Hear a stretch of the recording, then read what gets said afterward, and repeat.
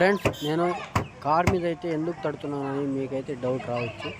ఎందుకంటే ప్రతి వెహికల్లో యాంటీ థెఫ్ట్ లాక్ అలారం అనేది ఉండిద్ది.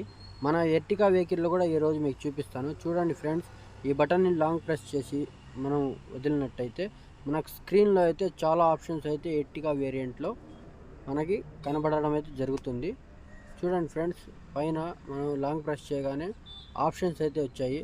వాటిలో చాలా ఆప్షన్స్ ఉంటాయి. మనమైతే లాస్ట్న యాంటీ థెఫ్ట్ అనే ఆప్షన్ అయితే ఒకటి ఉంది.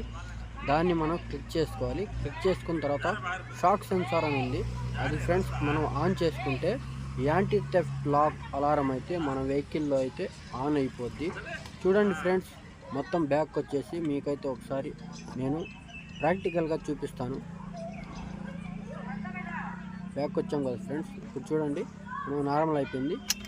లాక్ ఆఫ్ చేసేసాం, డోర్ వేసేసి బయటకు వచ్చిన తర్వాత వెహికల్ కూడా లాక్ చేసేసాం.